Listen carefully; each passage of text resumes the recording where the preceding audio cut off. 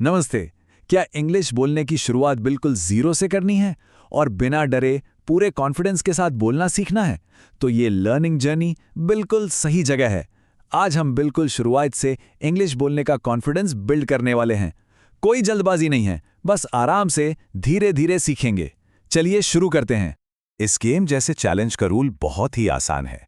एक हिंदी का वाक्य सुनाई देगा, थोड़ा सोचने का समय मिलेगा और फिर बिना ज्यादा सोचे तुरंत उसका इंग्लिश जवाब बोलना है।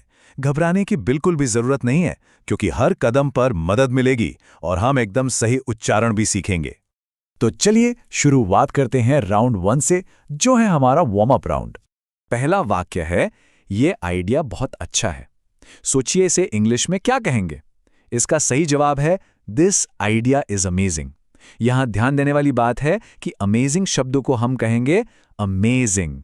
एक बार फिर दोहराते हैं, अमेजिंग। अब अगला वाक्य देखते हैं। मुझे इस जगह को अच्छे से देखना है। थोड़ा सोचिए, इसका इंग्लिश ट्रांसलेशन है I want to explore this place. यहां जो मुख्य शब्द है एक्सप्लोर, उसे हम बोलेंगे एक्सप्लोर, यानी I want to explore this place. अब आगे बढ़ते हैं राउंड 2 की तरफ, जिसका नाम है अपग्रेड वर्ड्स। हमारा अगला वाक्य है मैं बहुत थक गया हूं। इसे इंग्लिश में कैसे कहेंगे? आमतौर पर लोग वेरी टायर्ड बोलते हैं, लेकिन इसकी जगह हम एक स्मार्ट अपग्रेडेड शब्द का इस्तेमाल कर सकते हैं, और वो है एग्जॉस्टेड। इसे हम बोलेंगे एग्जॉस्टेड। तो पूरा वाक्य होगा आई एम एग्जॉस्टेड। अगला वाक्य है ये काम मुश्किल है। क्या दिमाग में डिफिकल्ट शब्द आ रहा है? अक्सर डिफिकल्टी कहा जाता है, लेकिन चैलेंजिंग कहने से, जिसका उच्चारण है चैल-एंजिंग, हमारा कॉन्फिडेंस तो बढ़ेगा ही, साथ ही हमारी भाषा बहुत प्रोफेशनल भी लगेगी। तो हम कहेंगे दिस टास्क इज चैलेंजिंग। अब इस वाक्य को देखते हैं। यह जगह बहुत सुंदर है। इसे कैसे अपग्रेड करें? स्टनिंग एक बहुत अच्छा शब्द है, लेकिन इसे गॉर्जियस से अपग्रेड करना एक बेहतरीन सलाह है। इसे बोलते हैं गॉर्जियस। तो जब भी कोई खूबसूरत जगह दिखे तो हम कह सकते हैं दिस प्लेस इज गॉर्जियस।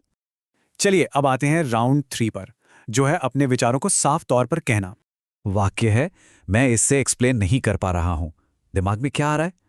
दरअसल I am not able to explain this की जगह अगर हम I can't explain this properly इस्तेमाल करें तो शुरुआत करने वालों के लिए ये बातचीत में बहुत ज्यादा नेचुरल लगता है। अब इसे ट्राई करते हैं। ये डिसीजन इंपॉर्टेंट है। सोचिए इसे और बेहतर कैसे बनाएं। इंपॉर्टेंट शब्द की जगह क्रूशियल का इस्तेमाल करने से पूरे वाक्य का वजन बढ़ जाता है। इसका सही उच्चारण है क्रूशियल। तो हम कहेंगे दिस डिसीजन इज क्रूशियल। अब बारी है राउंड 4 की, जो है थोड़ा सा ट्रिकी लेवल। ये वाक्य देखिए, मुझे इस बात पर डाउट है, इसे इंग्लिश में बोलने की कोशिश कीजिए। सीधे डाउट शब्द का इस्तेमाल करने के बजाय अक्सर नेटिव स्पीकर्स कहते हैं आई am not sure about this. ये सुनने में बहुत ही विनम्र और नेचुरल लगता है। अगला ट्रिकी वाक्य है मैं इसे नजरअंदाज नहीं कर सकता। सोचिए जरा, यहां सही जवाब है I can't ignore this. Ignore को बिल्कुल साफ शब्दों में बोलना है, इग्नोर। पूरा वाक्य आई कांट इग्नोर दिस।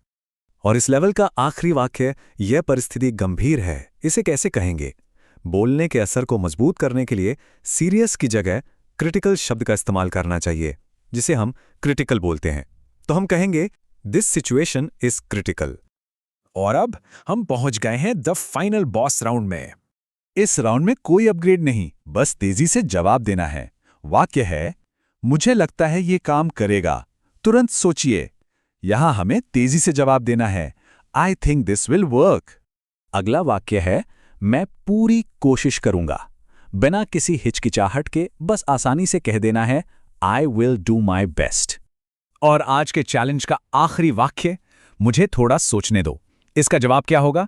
यहां सही इंग्लिश ट्रांसलेशन एक बहुत ही विनम्र तरीका है, लेट मी थिंक। इस चैलेंज को पूरा करने के बाद अब बारी है द गोल्डन टिप की। तो आखिर इंग्लिश फ्लुएंसी का असली राज क्या है? सच तो यह है कि एकदम परफेक्ट ग्रामर की चिंता करने से कहीं ज्यादा जरूरी है तेज जवाब देना, आसान शब्दों का इस्तेमाल करना और सबसे जरूरी बात, पूरे कॉन्फिडेंस के साथ बोलना।